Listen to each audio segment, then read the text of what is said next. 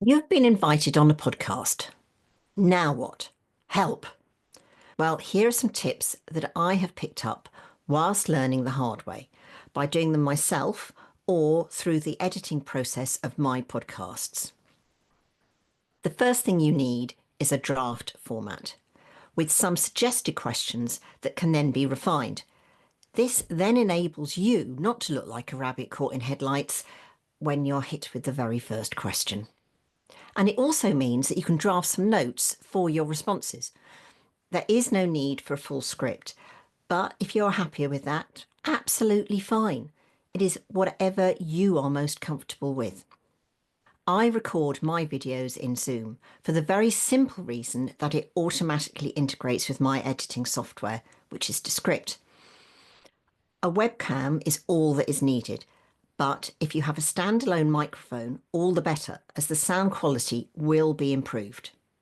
Once the record button has been hit, I keep it running and I simply edit out everything else. So that's the dogs barking, the phones ringing, and the coughing fits. Although it is a good idea to have a glass of water handy, just in case. If you stumble over a word or a sentence, just repeat it and I will sort it all out in the editing, along with all the ums and the ers, which are absolutely natural.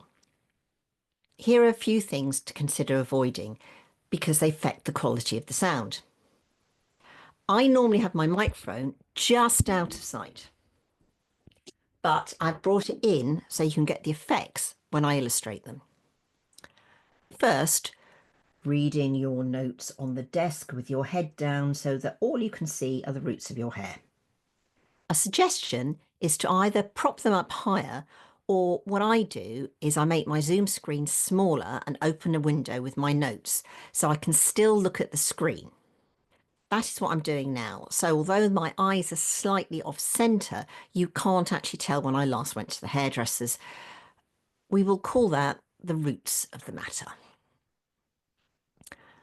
The next one I've had to learn serious restraint over, and that is landing a plane with my hands. Over-enthusiastic arm waving impacts sound quality. A little natural movement, on the other hand, is great. Another mic one is either an Amy Winehouse, no, no, no, head movement, or a noddy dog. The next one is visual, the ear, either voluntarily grabbing the earlobe, or in my case, I tend to twiddle with my earrings. Call this one ear. Running fingers through or twiddling with hair is another one. Bad hair day. Moving the chair around or having a little slouch while someone else is talking can create a seasick effect. Try not to talk over the other presenters. If necessary, because you really, really want to say something about the point in question, raise your hand and then it will be your turn. Let's call that one talking heads. If you need thinking time, pause, rather than then making up a whole load of gobbledygook. If at the end you want to change one of your answers, then that's absolutely fine. Then just say so and we can re-record that bit. We'll call that one pause. Once edited, you and your marketing or legal departments should approve the recording, notes and the thumbnails before it is published. This is the approve moment. Smiling is absolutely great, and you can do that as much as you like, as are sedate nods. Laughter is a win-win, but singing is a bit OTT. But above all, enjoy it. I always summarise the key takeaways at the end.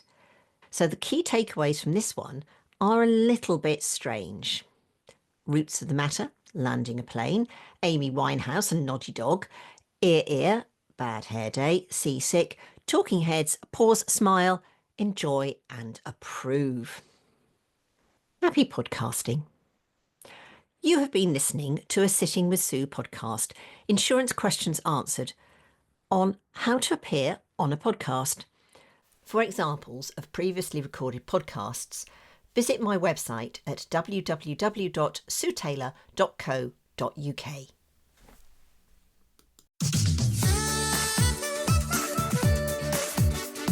Hello everyone, I'm Sue Taylor and you're listening to a Sitting with Sue podcast. Today I'm delighted to have sitting with me Simon Plent, who is an amazing musician and a retired media mogul.